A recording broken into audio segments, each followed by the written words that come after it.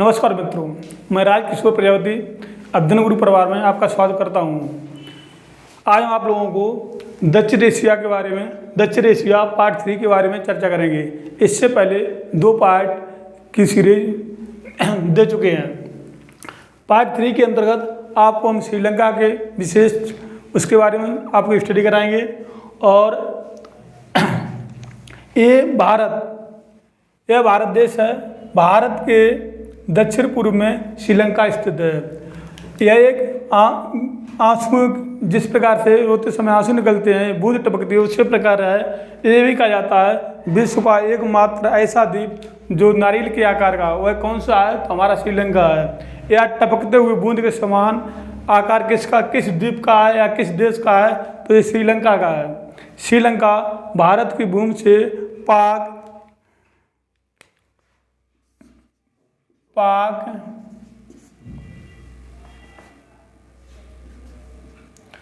जल डमरू मध्य द्वारा जल संधि या जल डमरू जल संधि द्वारा अलग होता है। जल संधि यहाँ पर और भारत का तमिलनाडु राज्य और श्रीलंका, यह आदम के पुल के द्वारा जा सकते हैं। यह आदम का पुल रामेश्वर, तमिलनाडु का जो श्रीलंका की तरफ जो भाग है, नगर है, वो है रामेश्वर।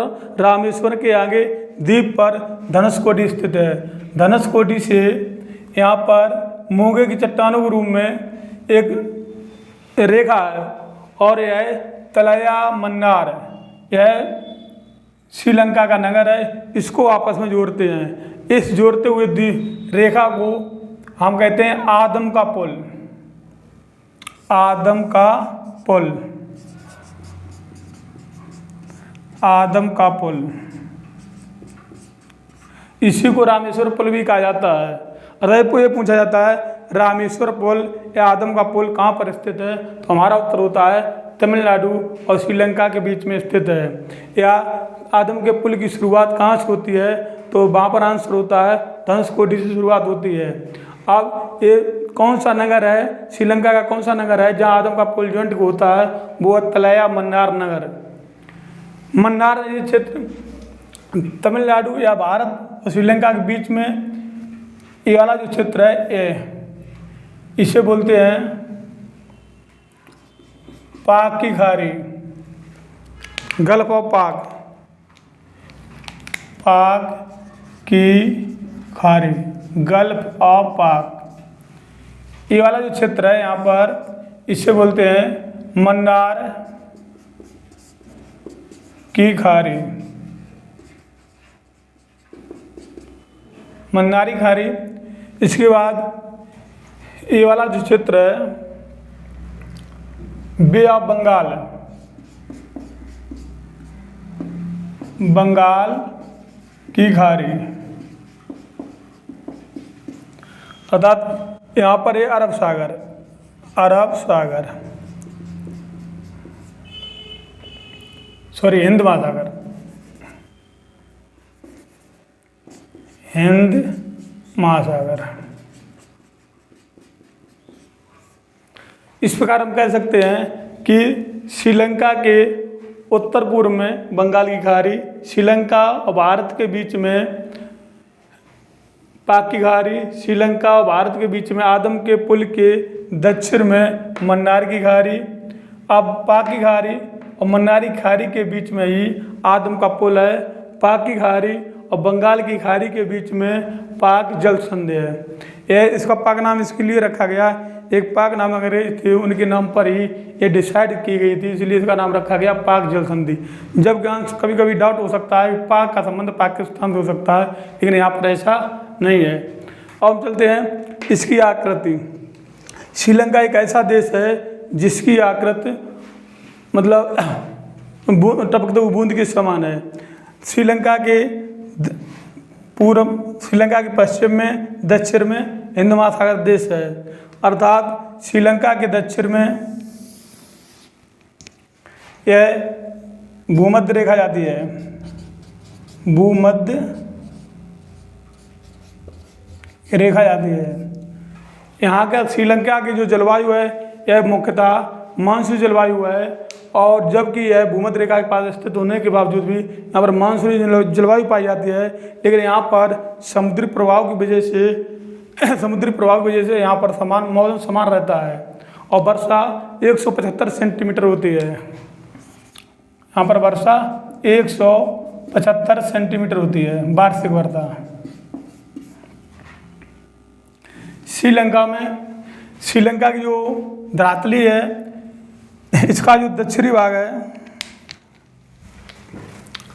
श्रीलंका का दक्षिण पश्चिमी भाग, ये वाला जो भाग है यह पर्वतीय क्षेत्र, पहाड़ी क्षेत्र, अर्थात श्रीलंका के बीच वाला जो भाग है वो उभरा हुआ है। और यहाँ से जो नदियाँ निकलती हैं, छोटी छोटी नदियाँ बह करके इस प्रकार से पूर्व इधर भी जाते हैं, चारों तरफ जाती है नदी।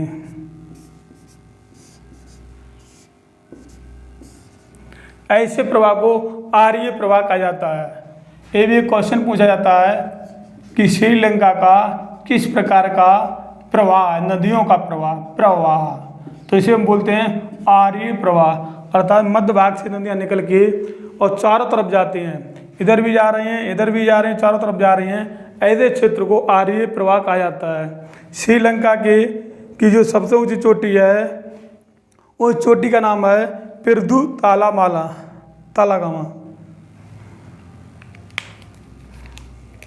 यहाँ पर एक चोटी है, उस चोटी का नाम है पिरदू तालागामा।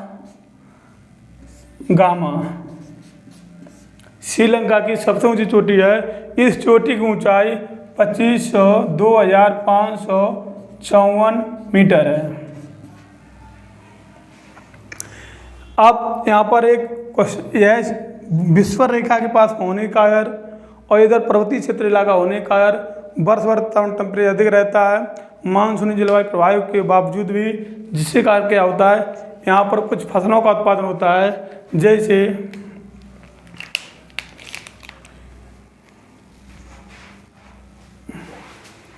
डस्टर नहीं,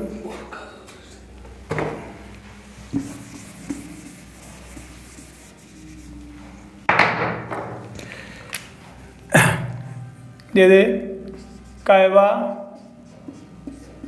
चाय,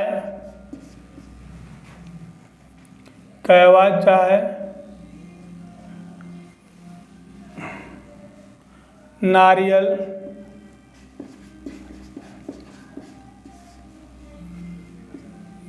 चावल। यहाँ पर ये पर्वतीय क्षेत्र में यहाँ पर अच्छी मात्रा में चाय का उत्पादन होता है, अर्थात ये कुल उत्पादन का अधिकांश भाग विदेश को निर्यात कर देता है, अर्थात चाय के निर्यात में श्रीलंका का महत्वपूर्ण स्थान है। यहाँ पर कहवा की भी खेती इसी क्षेत्र में होती है, और नारियल का उत्पादन जो किया जाता है वो तटवर्ती इलाकों में किया जाता है, तटवर्ती इलाकों में।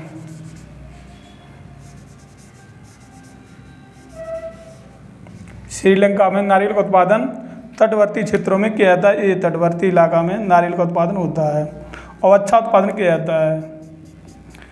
यह इससे नारियल का उत्पादन, चाय का उत्पादन, कहवा का उत्पादन करने के बाद यह एक इससे अच्छी मात्रा में विदेशी पूंजी प्राप्त करते हैं, अर्थात निर्यात के रूप में ये करते हैं। यहाँ का खाद्यांश चावल है। चावल की यहाँ पर 3 फसलें उगाई जाती हैं, 3 फसलें चावल की उगाई जाती हैं, खाद्यांश के रूप में प्रयोग किया जाता है। श्रीलंका के कुछ हम नगरों को देखते हैं, तो यहाँ पर ये हिंद महासागर के तट पर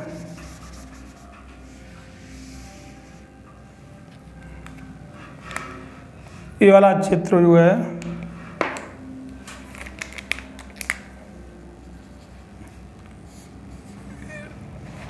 कोलंबो,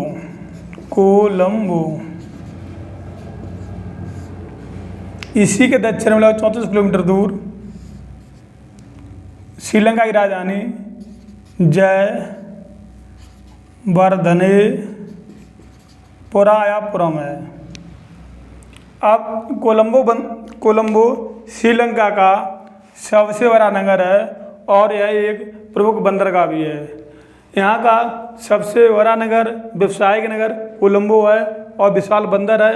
यह एक अंतर्राष्ट्रीय बंदरगाह है क्योंकि आपने सुना होगा यहाँ से यूरोपीय और एशिया व्यापार होता है। जो भी जलयान जाते हैं ये सुएज नहर के माध्यम से अरब सागर होते हुए जो निकलते हैं वो है जलयान कोलंबो बंदरगाह पर जा कर के स्टे करते हैं और वहाँ पर खाद्यान्न से ईंधन आदि की प्राप्त करने के बाद यहाँ से पुनः वापस जहाँ भी जाना होता है वहाँ आराम से चले जाते हैं। अर्थात यह एक अंतर्राष्ट्रीय जलमार्ग पर स्थित है। इसका महत्वपूर्ण स्थान है कोलंबो बंदरगाह श्रीलंका का।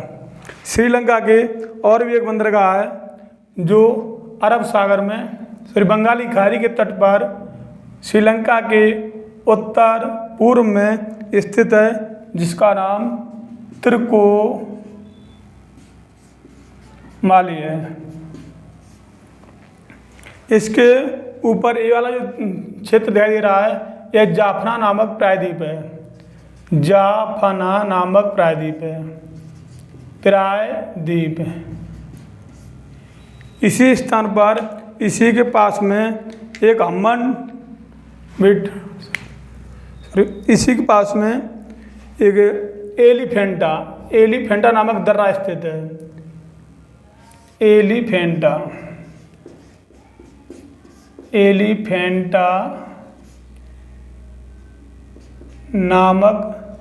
नामक दर्रा। ये क्वेश्चन बहुत पूछा जाता है कि एलिफेंटा नामक दर्रा किस देश में स्थित है। तो एलिफेंटा नामक दर्रा जो है श्रीलंका के उत्तर में जाफना प्रायद्वीप के पास में स्थित है। अब एलिफेंटा परीक्षाओं में इसलिए प्रभावित कर देता है क्योंकि एलिफेंटा नामक गुफाएं पाई जाती हैं। एलिफेंटा की गुफाएं, यह गुफाएं भारत में पाई जाती हैं सह्याद्री पर्वतमाला पर, अर्थात अजंता की पहाड़ियों पर। तो अजंता एलोरा की गुफाएं यहीं पर एलिफेंटा भी स्थित है। वहाँ पर यहाँ पर एलिफेंटा नामक दर्रा है। ये त्रिकोमाली इसके श्रीलंका के पूर्व में हम्बनटोटा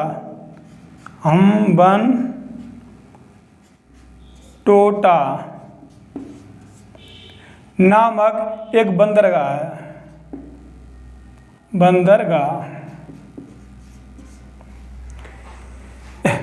यह बंदरगाह चर्चा का विषय इसलिए है क्योंकि श्रीलंका सरकार ने हम्बनटोटा नामक बंदरगाह को चीन से, आगे आकर के चीन, पूर्वी एशिया का चीन एक देश, उस चीन से 99 वर्ष के लिए रिलीज पर, अर्थात पट्टे पर दे दिया है। अब यहाँ पर सोचने वाली बात यह है कि हम्बनटोटा नामक बंदरगाह को चीन ने 99 वर्ष के लिए लिया है। यहाँ पर वो क्या करेगा, इस बंदरगाह को विकसित करेगा, व्यापार करेगा और यहाँ पर अपनी नौसेना को भी रखेगा। चीन पूर्वी एशिया का देश श्रीलंका में आकर, मतलब हिंद महासागर में आकर के हम्बनटोटा नामक बंदरगाह पर इस बंदरगाह को अपने 99 वर्ष के लिए पट्टे पर लेता है। इसका उद्देश्य क्या हो सकता है? इसका उद्देश्य है भारत को चारों तरफ से घेरना, रिंग पॉलिसी। जैसे उसने भारत को घेरने का प्रयास किया, यहाँ से भारत के जो वायु परमाणु संयंत्र इत्यादि हैं वो तमिलनाडु आदि जगह पर स्थित हैं। तो आराम से, अर्थात किसी भी तरीके से यहाँ पर इसकी जब नौसेना होगी तो कहीं ये आराम से यहाँ पर हमला कर सकता है। इसकी घेरने नीति, इसी उद्देश्य को पूरा करने के लिए भारत को घेरने के लिए इसने, यहाँ आपको मालूम होगा यहाँ पर पाकिस्तान का एक है यहाँ पर बंदरगाह, उसको भी उसने रिलीज पर लिया, ग्वादर बंदरगाह, ग्वादर नामक बंदरगाह, उसका भी वह विकास कर रहा है और अरब सागर में अपनी पकड़ मजबूत करना चाहता है। इससे अरब सागर में अपनी पकड़ मजबूत करना चाहता है, भारत को घेरना चाहता है। इधर हम्बन-टोटा बंदरगाह के माध्यम से हिंद महासागर में अपनी पकड़ मजबूत करना चाहता है। अर्थात अंतर्राष्ट्रीय जो जलमार्ग है यूरोप एशिया को ज्वाइंट करता है, उस पर भी विविधता उत्पन्न कर सकता है कभी भी। तो ये सारे इसके पॉलिसी जो है इसे भारत को घेरने की नीति है। तो ये इसीलिए हम्बन-टोटा बंदरगाह एक बहुत महत्वपूर्ण बंदरगाह है। विभिन्न परीक्षाओं में करंट के रूप में भी पूछ दिया जाता है कि श्रीलंका के कौन सी बंदरगाह को चीन ने 99 वर्ष के पट्टे पर लिया, तो हमारा वहाँ पर उत्तर होगा हम्बन-टोटा बंदरगाह। अब हम देखते हैं इसकी जनसंख्या को। जनसंख्या यहाँ पर 2 करोड़ 8 लाख 2 करोड़ 8 लाख लोग रहते हैं। 8 लाख लोग रहते हैं, जिसमें 74% सिंगली 18% तमिल और 2% अन्य लोग। यहाँ की मुख्य जनजाति बेदा है। जनजाति श्रीलंका की मुख्य जनजाति बेदा है। अब यह मुख्य जनजाति बेदा है, मूल निवासी हैं। यहाँ के शेष ये जो जनसंख्या है सिंगली और तमिल, यह भारत से प्रवास के माध्यम से वहाँ पर पहुँचे हैं। और सिंगलियों की 74%, 18% तमिल की। तो सिंगली की जनसंख्या अधिक होने के कारण इसे श्रीलंका को सिंगल द्वीप के नाम से भी जानते हैं। उपमा है सिंगल द्वीप। अर्थात सिंगल द्वीप किसे कहते हैं, तो श्रीलंका को कहा जाता है। श्रीलंका के अन्य नाम के आधार पर देखा जाए, इसकी शॉट ले सकते हो।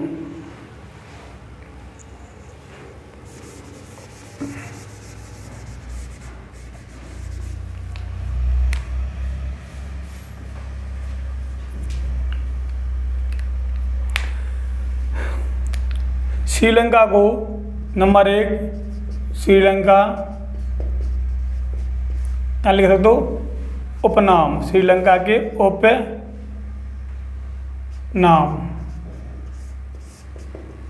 Sri Lanka. Number 2 Lanka. Number 3 single द्वीप।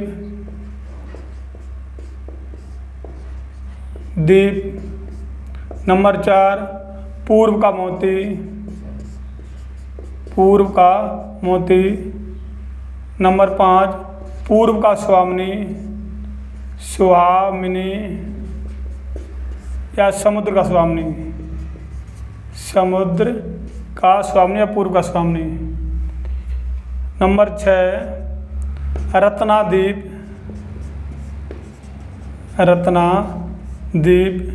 आदि के उपनामों से पुकारा जाता है। इसे रत्नाद्वीप कौन कहते हैं, ये भी क्वेश्चन पूछा जा सकता है। रोमवासी, रोम के रहने वाले और यूनान के रहने वालों ने इसे रत्नाद्वीप नाम दिया है। पूर्व का मोती भी कहा जाता है, पूर्व का स्वामिनी भी कहा जाता है, सिंगल द्वीप भी कहा जाता है, श्रीलंका भी कहा जाता है और लंका भी कहा जाता है। ये अनेक नाम इसके दिए हैं अलग अलग लोगों ने। जैसे पूर्व का मोती क्यों कहते हैं, क्यों यहाँ पर मोती काफ़ी मात्रा में पाए जाते हैं। यदि इसका जो उत्तरी अर्थात तमिलनाडु और इसके बीच का जो भाग है ये आदमकपुल क्षेत्र है, यहाँ पर कुछ मात्रा में मोती पाए जाते हैं। और इसके दक्षिण पश्चिम में भी मोती पाए जाते हैं।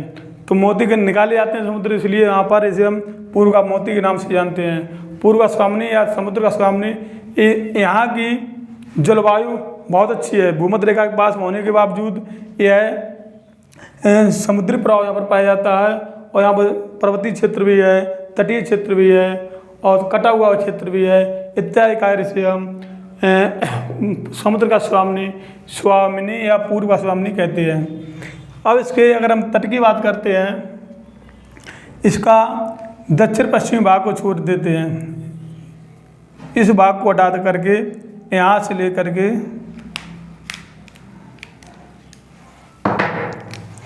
यहाँ से यहाँ तक यह भाग तटवर्ती इलाका है, एक कटा पटा नहीं है। ये पूरा भाग कटा पटा दे गए, ऐसे कटे फटे ये यहाँ पर मान लीजिए इस प्रकार से गया क्षेत्र, तो यहाँ पर कुछ जल भर जाता है। इस भरे हुए भाग को हम पुल्लिन कहा जाता है। यहाँ पर काफी मात्रा में चारों तरफ पुल्लिन पाए जाते हैं।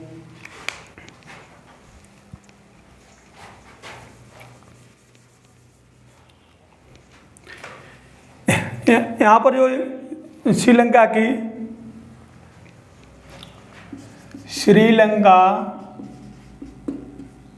की सबसे बड़ी नदी, उसका नाम है महावेली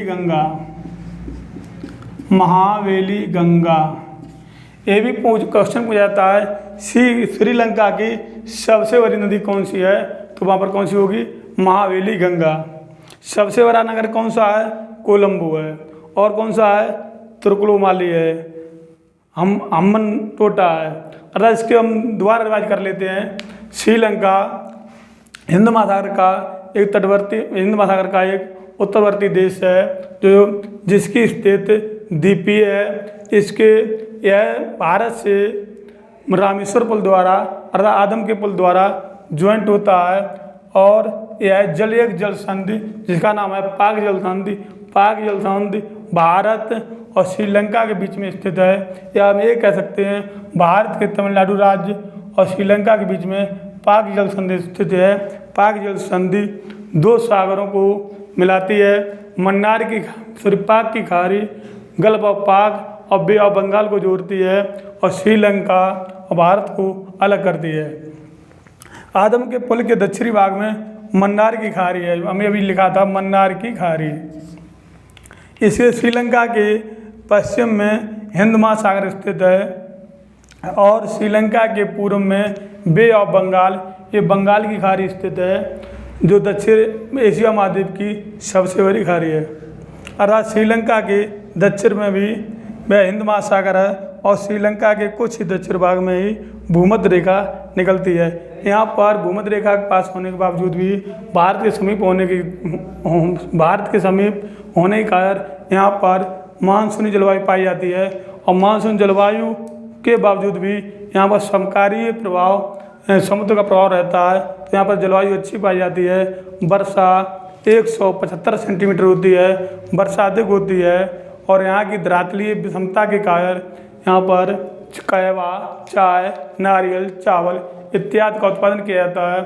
यहाँ के प्रमुख बंदरगाह जो क्या बोलते हैं, कोलंबो, तुर्कोमाली, हम्बनटोटा इत्यादि हैं। हम्बनटोटा के विषय में हमने आपको बताया है, इसे चीन को 99 वर्ष के लिए पट्टे पर दे दिया है। चीन का उद्देश्य है भारत को घेरना, इसलिए इसे यहाँ पर लिया इस जगह को।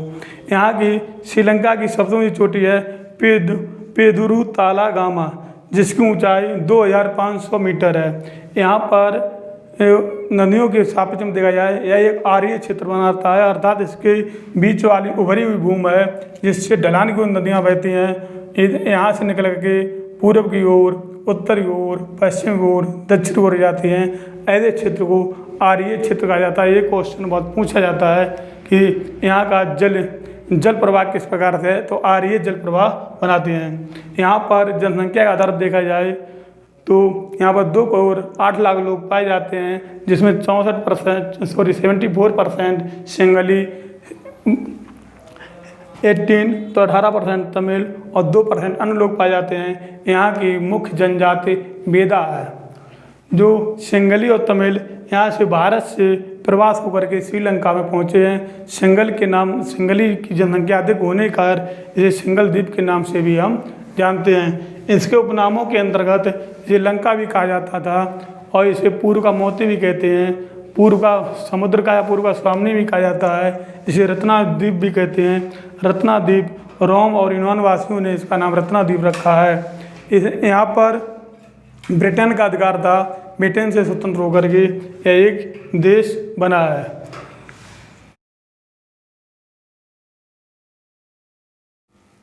ये था हमने आपको आज ये श्रीलंका का पूरा पाठ बताया है। ये तो आपको अच्छे से समझ में आया हो तो इस चैनल को लाइक करें, सब्सक्राइब करें और इसे शेयर करना ना भूलें। Thank you for watching.